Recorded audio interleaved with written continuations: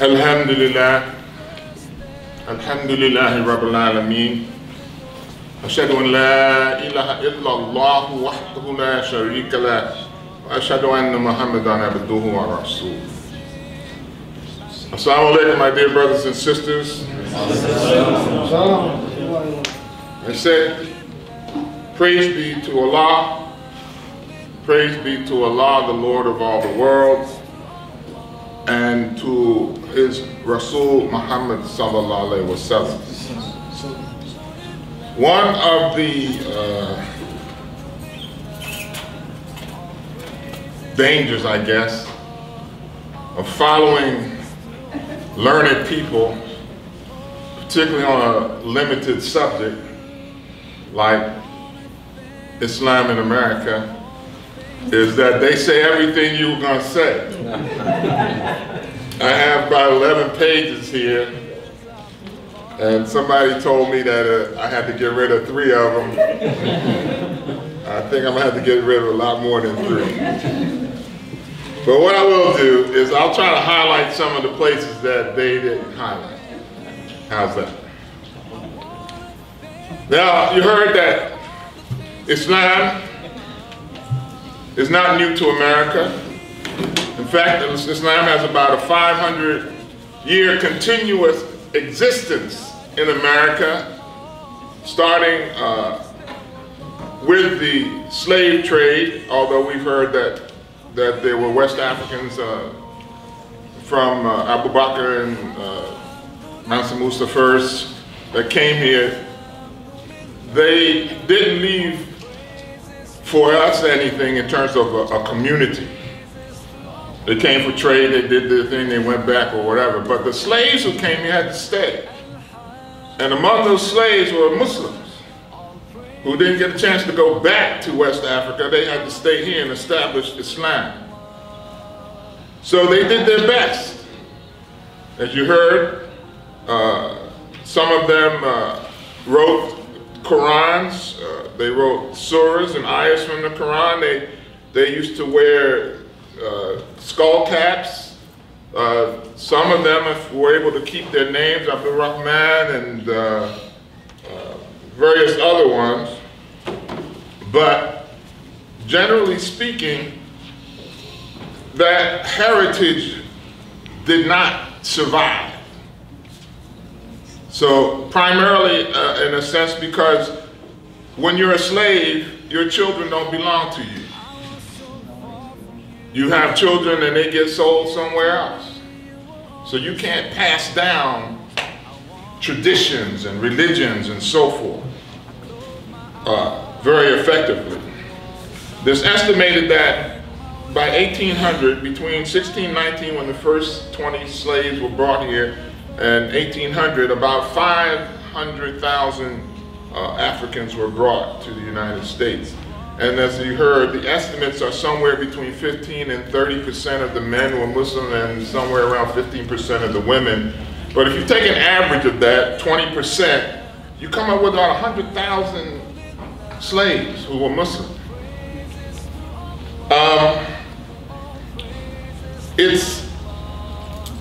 It's very difficult to hold on to your deen even today when you are basically free. There's a lot of influences, but imagine being a slave in a strange land, separated from your people. Maybe 1 or 2 people maybe there speak Arabic or are Muslim, but you can't pray. You'll be beaten. You'll be sold. This is the circumstances under which the slaves brought Islam to this country. And some struggled to hold on to it. And you can see some of the reminiscences of this. Particularly, there's a story, one of the slaves, Abdul Rahman, who was a prince from West Africa, and somehow he became a slave. And he was sold to slavery in New Orleans, and he wound up being bought and serving his time in North Carolina. And he was such an educated man and such a good person that his master used to let him grow his own vegetables and then take them down to the road and sell them. And in one of these occasions when he was selling vegetables on the road, by the mercy of Allah, a doctor happened to drive by who had been ill in Abdul Rahman's country, and Abdul Rahman's father had taken care of him until he healed him, until he got healed. And he recognized Abdul Rahman. And he wondered, what is he doing here as a slave? So he offered to buy him, but his master wouldn't sell him. And then he wrote letters to senators and congressmen until finally the king of Morocco got a letter from a senator, because they assumed all black people were Moors at that point. And then the king asked them to free him. And John Quincy Adams, the president of America, freed him. And he actually got to meet John Quincy Adams. So if you think 12 years a slave or something, imagine this brother meeting a man, by that, as I said, can only be by the mercy of Allah subhanahu wa ta'ala, that had been in his country and knew he was not a slave, that he was a prince. This is just one aspect of survival that black people and Muslims have had to struggle with in this country. If you look at, and it says that he wrote 2 autobiographies, and there was a movie made about his life for PBS. It was directed by a white lady named Andrea Kalin, and it was narrated by the rapper Mos Def. And you can probably get it on, the internet somewhere. It was called A Prince Among Slaves, the story of Abdul Rahman. We know the story of the Amistad, that some slaves, and I don't know if they were Muslims, to tell you the truth. Joseph Cinque was the leader. It doesn't seem to indicate that he was Muslim, but if you see the movie Amistad, you'll notice there's a scene where there's a storm on a boat, and you see some Muslims in the background making salah. So Hollywood knows that there were Muslims here before 9/11, and they acknowledge it on on occasion in certain films. The seminal series Roots, we know that Kunta Kinte, he was Muslim, devoutly Muslim. He wouldn't eat the pork. They beat him until he ate it, but he refused at first. Now, these are indications that the knowledge that Islam has been here from the beginning of this, from before the beginning of this country, is common among people who have knowledge. But it's not common in the portrayal or the history of this country when you read it, when it's taught to you. Nobody is going to teach you that Muslims were here and that they practiced their religion, and that by 1619, Islam was 1,000 years old. So it wasn't something new, some new phenomenon. By that period in time, Islam was an old religion, and of course, people knew about it all over the world. The brutality of the American system of slavery effectively silenced the Muslim practices of the slaves that were Muslim.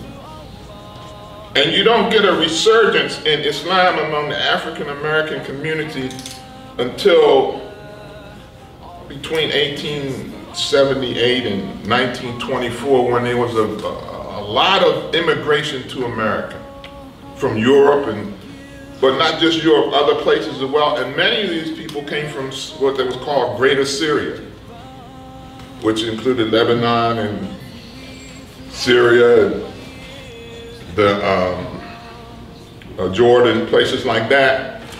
And a great number of Muslims came to this country in that migration until in 1924 they had what they called the Asian Exclusion Act. And the Johnson-Reed Immigration Act allowed only a trickle of Asians, which Arabs were considered to be to enter the country. So that cut off the migration. But at the same time, there was a mass migration in this country. You heard Brother Jihad talk about Jim Crow laws and so forth. Well, after the Civil War, there was what was called Reconstruction, where black people really had progress made. They were in the government and so forth because they had the Union Army in the South to protect them. But there was a political deal got made about 5 or 6 years after that started between presidential candidates to, well, we'll give you the presidency if you remove the troops from the South. So the troops got removed from the South, and what you heard Brother Jihad talk about is Jim Crow laws came into effect, which was, again, racism legalized. Colored fountains, white fountains, colored waiting room, this, no blacks allowed, no dogs, niggers, or Jews, things like that. So many black people left the South because this coincided also with the Industrial Revolution in the North.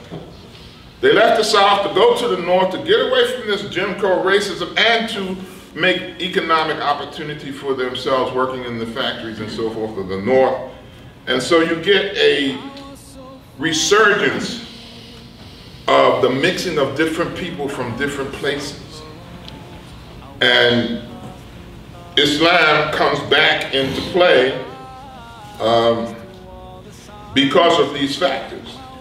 And you heard Imam Jihad talk about Edward Wilmot Blayden, who felt that Islam was better for, he was a scholar, he felt that, a black scholar, he felt that Islam was better for black people than Christianity, and his exact words from his major book, Christianity, Islam, and the Negro Race in 1887, promoted the idea that he argued that Islam was better than Christianity because Christianity was introduced chiefly by European colonizers. And he believed that it had a morally demoralizing effect on black people, even though he continued to be a Christian. And he actually thought that Islam was more African, and it had been brought to the people of sub-Saharan Africa by people from North Africa. So Islam came from Muslims to other people, whereas Christianity basically was a conquering tool. You heard us speak about the noble Drew Ali, who was the founder of what? No, we have to go over here. We have to go over here. Moorish Science Temple. Yeah. I'm gonna get you. I'm gonna let you know. He was the founder of the Moorish Science Temple in 1913. His name was Timothy Drew, and he changed his name to Noble Drew Ali. In 1925, the name of the sect was changed to the Moorish Temple of Science. Drew Ali developed the Quran for the Moorish Holy Temple of Science and taught that Allah had ordained him to be the prophet for the dark people of America. He also stated that the Negro and black signified death, and that color means you've been painted. Therefore, the term Asiatic, Moor, or Moorish were terms that should be used as opposed to black, Negro, or painted, or colored rather. And that he introduced this to, he taught this to his followers, and he found that salvation could be found by discovering national origin and refusing to be called Negro, black, or colored, or Ethiopian, etc. He died in 1929. And two of his disciples claimed to be the reincarnation of him and the heir to his, the leadership of his sect. The first of these disciples was a man named Sheikh Tony Gibbon L, who established a faction called the Moorish Temple of Science, headquartered in Chicago. In 1975, great Sheikh Richard Dingle L founded a splinter group and reverted to the original name, the Moorish Science Temple of Science. The second of these disciples was named Wali D. Fard. He was a white man of Turkish descent also known as Wali Fard Muhammad, and he established the Temple of Islam headquartered in Detroit, Michigan. Now, his message to the people was that Christianity is a tool in the hands of the white slave masters to control the minds of black people, that white people are devils, an embodiment of evil, and the only hope for black people in America is to totally separate and become self-reliant. Between 1930 and 1933, Fard recruited 8,000 followers among Detroit's blacks, and as a result, he needed to train some ministers to help him out, and among these ministers was an unemployed auto worker whose name was Robert Poole. Robert Poole later became known as Elijah Muhammad and became the chief minister of the Temple of Islam and Fard's eventual successor. In 1932, Elijah Muhammad moved to Chicago and founded Temple Number 2. When Fard Muhammad strangely disappeared, Elijah Muhammad became the leader of the Temple of Islam, and it divided into two factions, one led by Abdul Muhammad. He believed that Fard was a prophet from Allah and kept the name Temple of Islam, and the other faction was headed by Elijah Muhammad, and he believed that Fard was Allah in person. Eventually, the Abdul Muhammad faction got reabsorbed into the Nation of Islam, and Elijah Muhammad expounded his doctrines in a book called Message to the Black Man in America. Elijah Muhammad taught that the ultimate solution facing the American black community was total separation from the white society and the establishment of a black Muslim state somewhere in America or elsewhere. Elijah Muhammad's teachings were not Orthodox Islam, we know. He taught that Allah was a man, W.D. Fard Muhammad, whom he knew personally. He taught that black people created and owned the universe, and that they had founded the city of Mecca.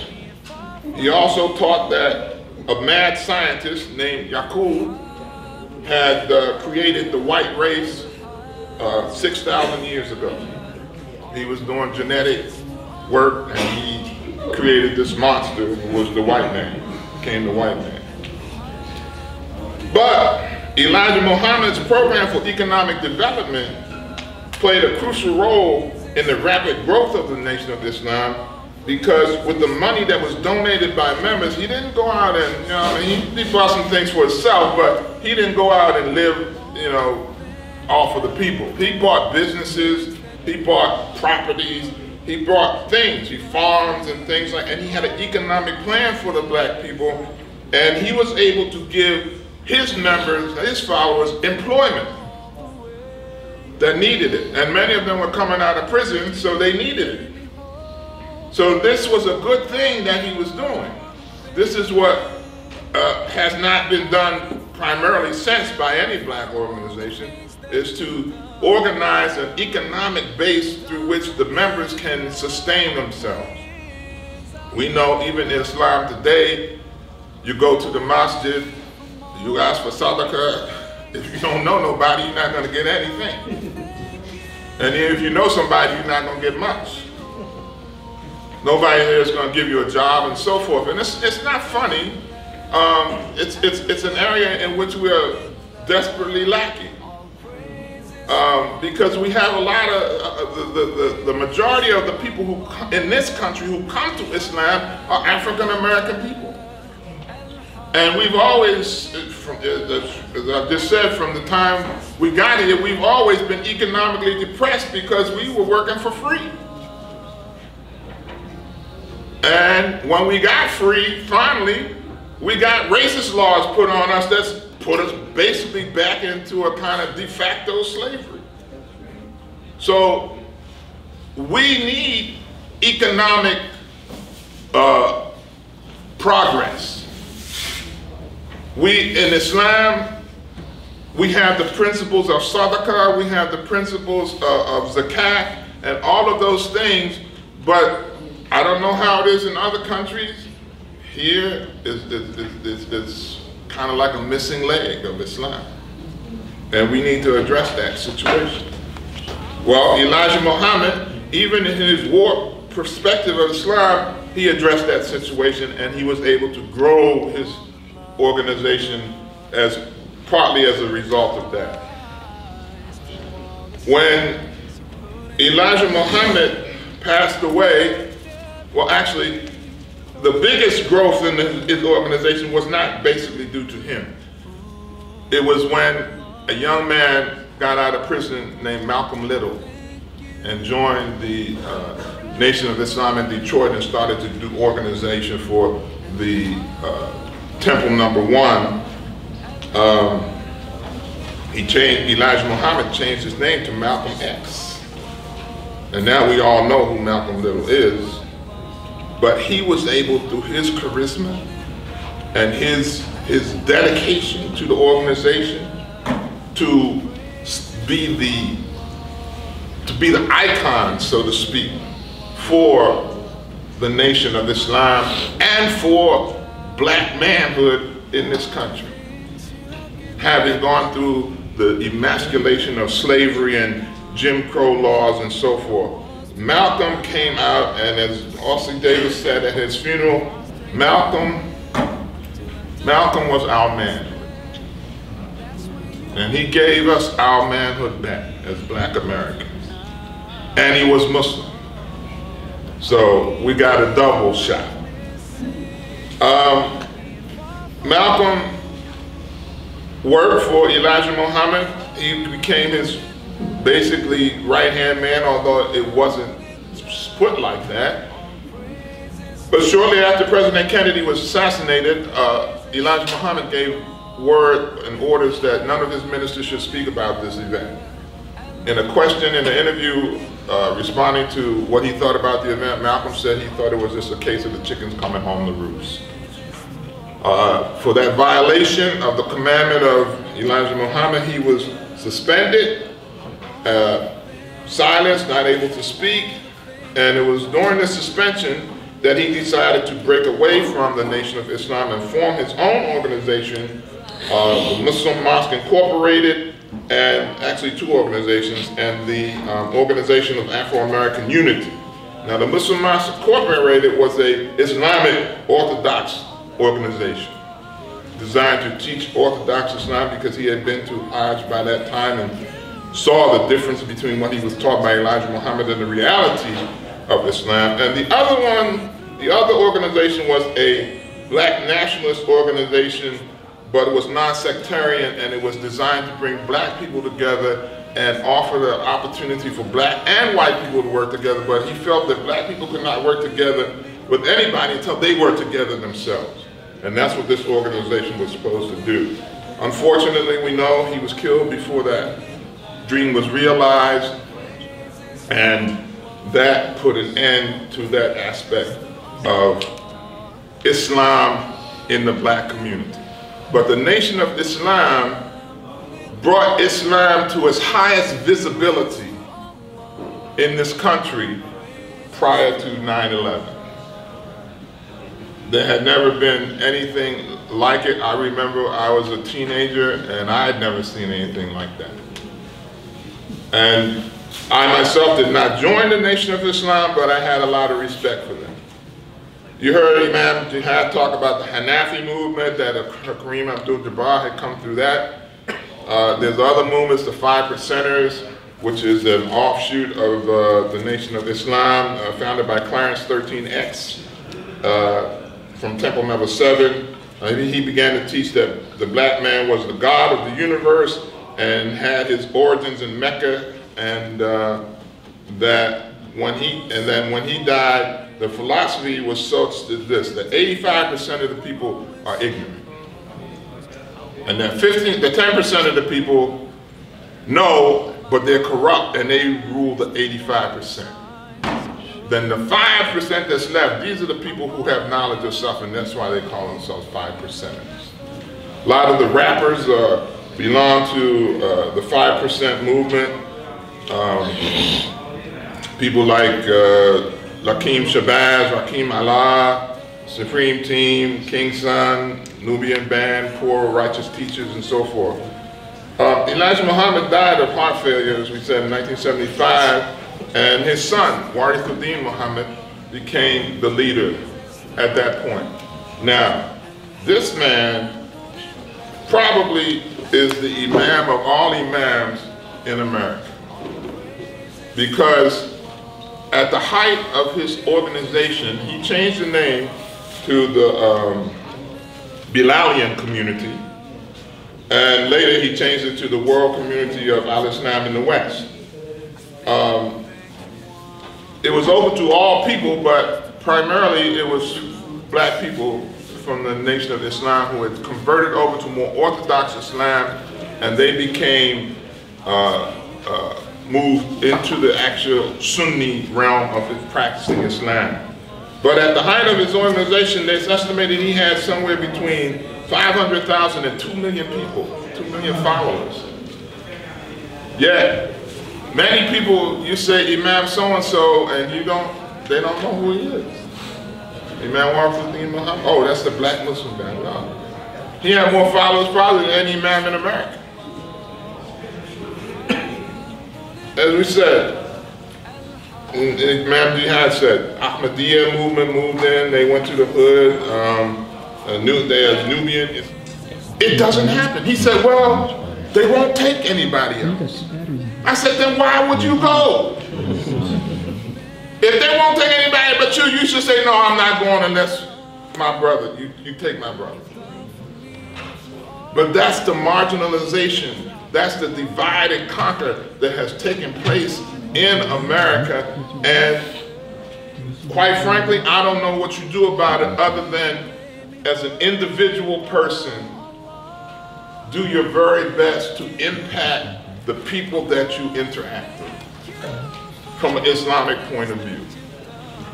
Last point, you heard Brother Jihad speak about identity and not wanting to be identified as a Muslim, and this and that and the other, and he's right, and we know he's right. You got to identify. You can't be a Muslim on Juma and then, I'm Jimmy on Monday. This is hypocrisy. You got to stand up and be counted. The sisters, and I know some sisters, well, I know some sisters here don't have a hijab, so they won't take it the wrong way because they're not. The sisters who wear hijab are the foot soldiers of Islam. Allahu Akbar. Because you can put on your shirt and your suit and you walk down the street, and I don't know. I met a man in the restaurant the other day. I was walking out, I had had lunch, and they were walking, they were in a suit, and he said, "Salaam alaikum, brother." I said, "Salaam alaikum." I said, "What's your name?" He said, "I've just buried my mother down here at the cemetery in Monrovia, and we just came here to eat." And I gave him a hug, and I said, "Inna lillahi wa inna ilaihi raji'un," and made dua for us. If I didn't have this on, it would have been, right? So clothing is important. What you look like is important. If I see a couple walking down the street, the brother's got on his jeans and his t-shirt and the wife got on his jeans, I know I can at least say Salaam alaikum. Not because of him, but because of her. I met my son's best friend's mother in the market. I didn't know her before because she had on hijab. And I had on this, and she said, "Salaam alaikum" to me. And she said, "Are you Issa's father?" And I said, "Yes, I am." She said, "I'm Salih's mother. And our sons have been best friends since they was this high." I never met her. If I had on some jeans or something, I would never have met her. So please, the sister said, don't matter if you wear hijab or not. It may not matter to her, and that's her prerogative. But it does matter. And the Islamic identity matters. And we have to put forth that identity wherever, whenever we are. And I say that to my own children. I say, if I pass you on the street, how I know you're a Muslim? Please. May Allah help us to do better than we've done. I'm sorry for taking so much time. I hope I didn't take too much of your speech, bro. That's when you opened the doors for me. Now, Allah, I realize what I was missing.